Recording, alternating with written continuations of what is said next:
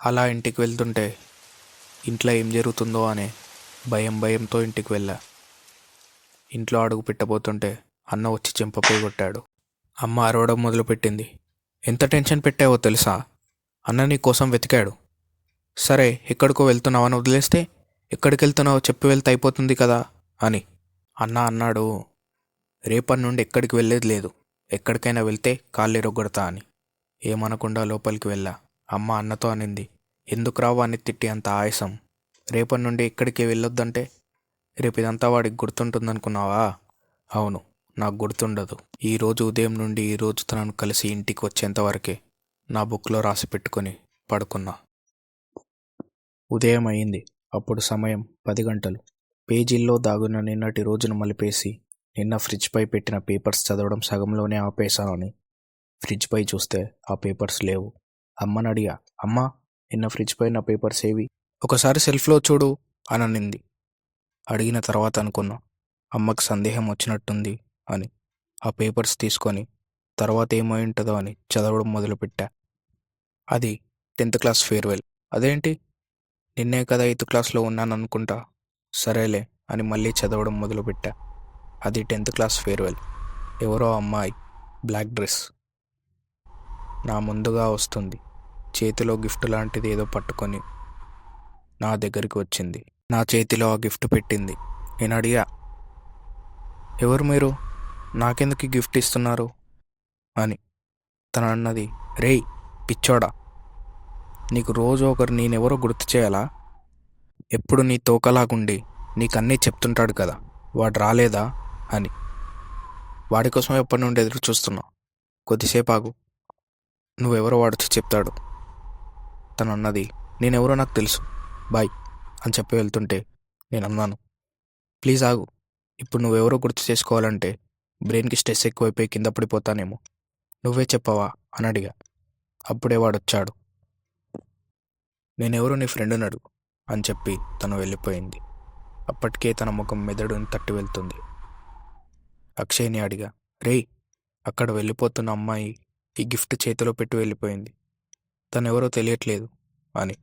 అక్షయ్ అన్నాడు, రేయ్ నువ్వు మమ్మల్ని ఎవరు ఎవరు అని అడగడం కాదు, ఒకసారి నిన్ను నువ్వు గట్టిగా అడుగు. ఒకసారి నిన్ను తన నుంచి చూడు. నువ్వు రోజు ఆమెను కొత్తగా చూడొచ్చు. నువ్వు తనని ఎవరు ఎవరు అని అడిగినప్పుడు తనతో నువ్వు ఉన్న ప్రతి క్షణం ప్రతి నిమిషం గడియ గడియ వివరించి మళ్ళీ వివరించడానికి నిన్ను తనగా మార్చుకుంది. ఒకసారి తన ముందుకు వెళ్ళి నించుని చూస్తూ ప్రతి జ్ఞాపకాన్ని గుర్తు చేసుకోవడానికి ప్రయత్నించు. పరిగెత్తుకుంటూ వెళ్ళి తన ముందు నించున్నా. తను ఏమైంది అన్నట్టు చూస్తూ ఉంది. తనను చూస్తూ వెనక్కి వెళ్ళడానికి ప్రయత్నిస్తూ ఆ కళ్ళు కొత్త అనుభూతినిచ్చిన పాత కళ్ళలాగే అనిపిస్తున్నాయి. ఏమైంది అని అడుగుతుంటే ఈ స్వరం, మధురమైన ధ్వని నా చెవికి రుచి తెలుసు.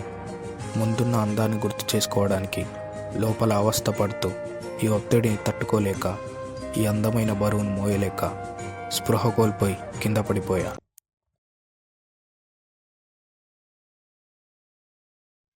అలా ఆ పేజీ చదవడం ముగిసిన తర్వాత ఆతృతగా తర్వాత పేజీ చదవడం మొదలుపెట్టా.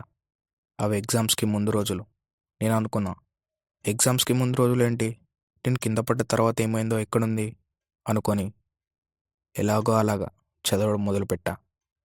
అవి ఎగ్జామ్స్కి ముందు రోజులు. క్లాస్ని 3 పార్ట్స్లా డివైడ్ చేశారు. బాగా చదివే వాళ్ళు, చదవడానికి ఇంట్రెస్ట్ లేని వాళ్ళు, చదివినా అర్థం కాని వాళ్ళు. ఇంకొన్ని రోజుల్లో ఎగ్జామ్స్ ఉండడంతో బాగా చదివే వాళ్ళందరినీ ఒక్కొక్కరిని ఇప్పటిదాకా చెప్పిన క్లాస్ ఎవరికైతే అర్థం కాలేదో వాళ్ళ పక్కన కూర్చోబెట్టారు ఎక్స్ప్లెయిన్ చేయమని. ఆ రోజు తెలుగు మేడం పైన విపరీతమైన కోపం వచ్చింది. నా గురించి తెలుసు కూడా నా పక్కనున్న అక్షయ్ గారిని వేరే బెంచ్కి పంపించి మరి నాకు ఎక్స్ప్లెయిన్ చేయడానికి పక్కన తనను కూర్చోబెట్టింది. నేను తనతో అన్నాను, నాకు ఎక్స్ప్లెయిన్ చేసినా వేస్ట్, మీరు మేడంకి అడిగి వేరే బెంచ్కి వెళ్ళి కూర్చోండి ఎందుకంటే అని చెప్పబోతుంటే తను అనింది, నాకు తెలుసు, నేను జాయిన్ అయిన ఫస్ట్ డేనే నీతో మాట్లాడా, ఆ తర్వాత కూడా మాట్లాడా, విచిత్రంగా ప్రవర్తిస్తున్నావు అనుకున్నా. తర్వాత తెలిసింది నువ్వు మర్చిపోతావని. విన్న వెంటనే షాక్ అయ్యా. నిన్న జరిగిన విషయాలు కూడా ఈరోజు మర్చిపోతావంట కదా అని చెప్పింది. నేనన్నాను, అవును, నాకు అదో డిఫెక్ట్ అని. తనన్నది, మనుషులు మాటలు గుర్తుండవు, ఓకే, మరి చదువు గుర్తుంటుందా అని. లేదు, గుర్తుండవు అని చెప్పాను. తనన్నది, మరి ఎగ్జామ్స్ ఎలా రాస్తావు, ఎలా పాస్ అవుతావు అని. నేను అన్నాను, నేను ఇప్పటిదాకా ఒక్క ఎగ్జామ్లో కూడా ఫెయిల్ అవ్వలే. తనన్నది, ఎలా? అప్పుడే బెల్ రింగ్ అయింది. మధ్యాహ్నం లంచ్ బ్రేక్ తర్వాత ఉదయంలాగే మళ్ళీ తను నా పక్కన వచ్చి కూర్చుంది. తను అడిగింది, ఇప్పుడు చెప్పు, ఎలా పాస్ అవుతావు? నేను చెప్పడం మొదలుపెట్టాను. స్కూల్కి వచ్చి క్లాసులో వినేది నేనైనా చదివేది మాత్రం మా అమ్మ. అర్థం చేసుకునేది నేనైనా గుర్తుంచుకునేది మాత్రం మా అమ్మ. చెప్పింది ఏదైనా ఎక్కువ కాలం మైండ్లో ఉండకపోవచ్చేమో కానీ తొందరగా అర్థం చేసుకోగలను. నేను రోజు స్కూల్లో చెప్పింది చెప్పినట్టు చెప్పిన విధంగా ఇంటికి వెళ్ళిన తర్వాత మా అమ్మకి చెప్తా. తను జాగ్రత్తగా ఒక్కో సబ్జెక్ట్ ఒక్కో బుక్లో చాలా జాగ్రత్తగా నోట్ చేసుకుంటుంది. ఎగ్జామ్ వచ్చిన రోజు ఆ రోజు సూర్యోదయం కన్నా ముందు నిద్ర లేపి అన్నీ చక్కగా స్కూల్ స్టార్ట్ అయ్యేంతసేపు ఎక్స్ప్లెయిన్ చేస్తుంది. వచ్చే ఎగ్జామ్ రాస్తా, కానీ కేవలం పాస్ మాత్రమే అవుతా. తనన్నది, నేను ఇలాంటిది ఫస్ట్ టైం వింటున్నా. మీ అమ్మకి చాలా ఓపిక. నీకేం గుర్తుండకపోయినా మీ అమ్మ ఒక్కరు గుర్తుంటే చాలు, నువ్వు ఏదైనా చేయగలవు. మీ అమ్మే నువ్వు అని. సాయంత్రం అయ్యింది.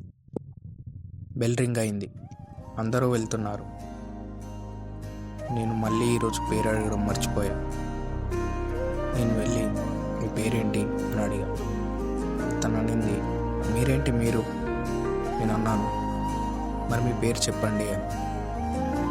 తను అనింది, చాలాసేపు నీతో మాట్లాడాను కదా, నన్ను మర్చిపోతావా అని. నేను అన్నాను, అయ్యో, మీకు నా గురించి పూర్తిగా తెలీదు. తను అన్నది, నా మొహం గుర్తుపడతావా? నేను అన్నాను, గుర్తించకపోవడం కష్టం, కానీ ఏమో అని. ఎలాగో గుర్తున్నాను కదా, వాళ్ళ పేరెందుకు, నేనే వచ్చి నీతో మాట్లాడతా, బాయ్ అని చెప్పి వెళ్ళిపోయింది. చదువుతూ ఆ పేజీ కూడా ముగిసింది. ఆత్రంగా తర్వాత పేజీ చదవడం మొదలుపెట్టాను. ఆ రోజు నుండి ప్రతిరోజు స్కూల్లో జరిగింది అక్షయ్ని అడగడం మొదలుపెట్టా. కానీ ఆ రోజు అక్షయ్ స్కూల్కి రాలేదు. ఒక్కనే బెంచ్లో దిగులుగా కూర్చున్నా. మధ్యాహ్నం అయింది. అలా ఒక్కో క్లాస్ జరుగుతుంది. సాయంత్రం అయింది. తను వచ్చి నాతో మాట్లాడడం లేదని ఇక్కడ చదువుతున్నా నాకు తెలుస్తుంది. కానీ అప్పుడు నాకు తను వచ్చిందో లేదో కూడా తనెవరో ఊసులేదు, ధ్యాస లేదు, మతి లేదు. అలా సాయంత్రం అయ్యింది. వెళ్తుంటే ఆపింది. ఇలా అన్నది, హలో, నేనెవరో తెలుసా? నేను అన్నాను, హలో, తెలిసినట్టే ఉంది, కానీ తెలియట్లే. తననింది, కనీసం చూసినట్టు కూడా అనిపించట్లేదా అని. నేనన్నాను, లేదు, నాకు ఒక సమస్య.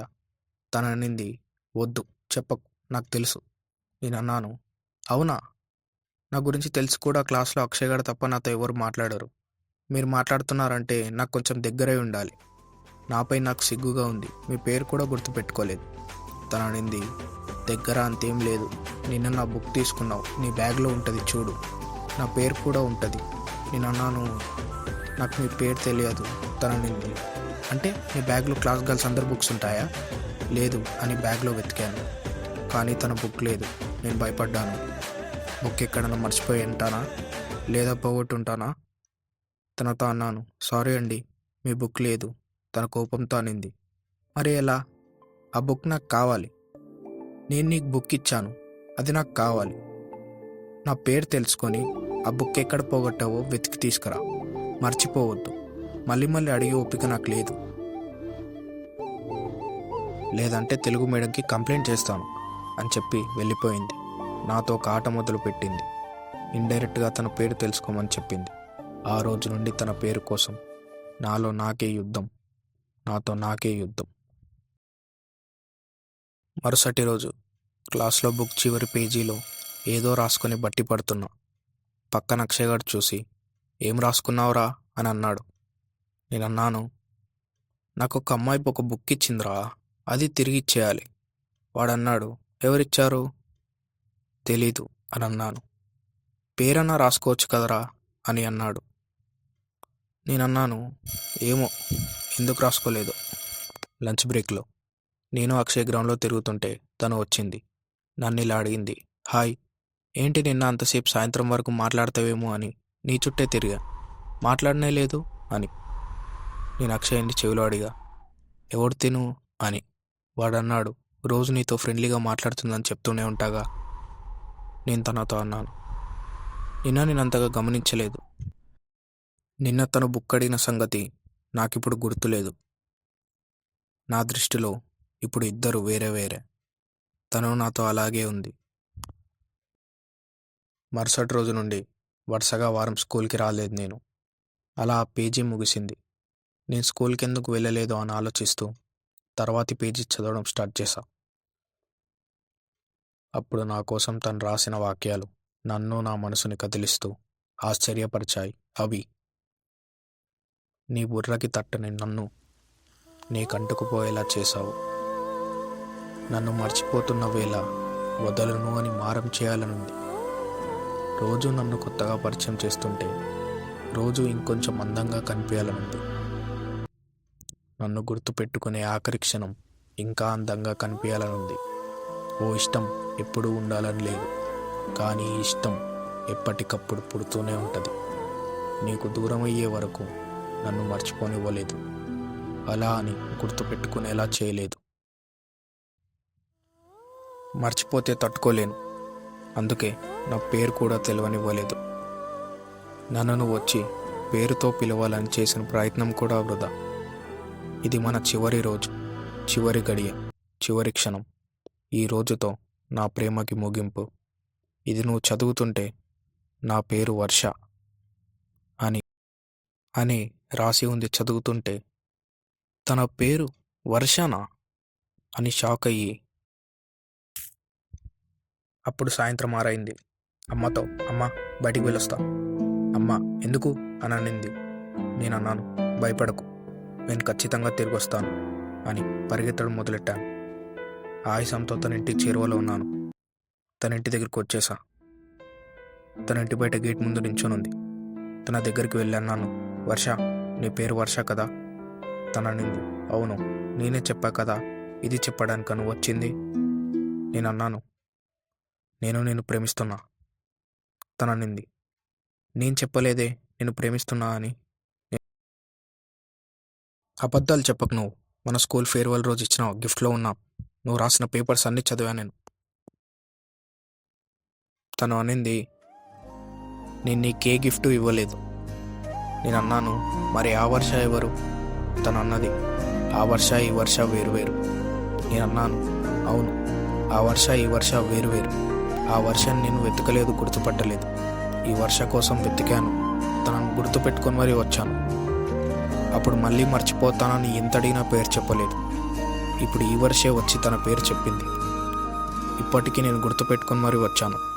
ఒక్కసారి నేనే వర్ష అని చెప్పవా అని అడిగాను. తను నేనే వర్ష అని చెప్తుంటే ఆ రోజు వింతగా మా వైపు చూసుకుంటూ వెళ్ళిన వ్యక్తి మా దగ్గరికి వచ్చి, బాబు, ఆ రోజు కూడా వర్షంలో ఒక్కడివే మాట్లాడుతున్నావు, ఇప్పుడు కూడా అలా ఎవరితో మాట్లాడుతున్నావు? నేను ఆయన ఏం మాట్లాడుతున్నాడో అర్థం కాక ఇలా అడిగాను, నా ముందు మీకెవరు కనిపించట్లేదా అని. తన వైపు వేలు చూపిస్తుంటే తను లేదు. ఆయన అన్నాడు, ఏంటి ఎవరు కనిపించట్లేదా? నేను అన్నాను, ఇంట్లోకి వెళ్ళినట్టుంది. ఆయన అన్నాడు, ఏంటి ఈ ఇల్లా? ఇది సంవత్సరం నుండి ఖాళీగానే ఉంది, ఎవరు ఉండడం లేదు. వెళ్ళు బాబు, పిచ్చోడ్లా ఉన్నావు. ఒక్కసారిగా ఇది నా ఊహ అని తెలియగానే జీర్ణించుకోలేకపోయా. తనను చూడటం, ఇక్కడికి వచ్చి మాట్లాడటం అంతా నా ఊహ. ఆ 5 అడుగుల 6 అంగుళాలు నా ముందు కనిపించట్లేదు, ఊపిరాడనట్టుగా ఉంది.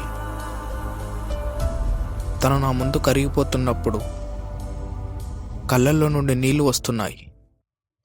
ప్రతి జ్ఞాపకం కళ్ళ ముందు మెదులుతుంది. గట్టిగా తన పేరుతో అరవాలనిపిస్తుంది. ఒకసారి నా ఊహం తెలిసిన తర్వాత మళ్ళీ నా కళ్ళ ముందుకు రాదు. అలాగే ఆ చెట్టు కిందికి వెళ్ళా.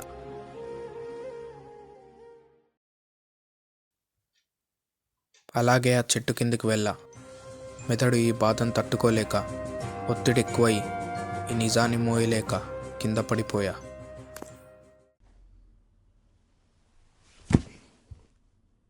ఓ అద్భుతమైన ఊహ వర్ష. మర్చిపోయిన జ్ఞాపకాలు గుర్తు చేసే ప్రయత్నమే వర్ష. మెదడు లోపల పాతుకుపోయిన రూపాన్ని నా మదిలో గీసుకొని జాగ్రత్తగా పెట్టుకునే ప్రయత్నమే వర్ష. ఈ నా ప్రయత్నమే, నా ఊహ వర్ష. ఒకప్పటి నిజం, ఇప్పటి ఊహ వర్ష.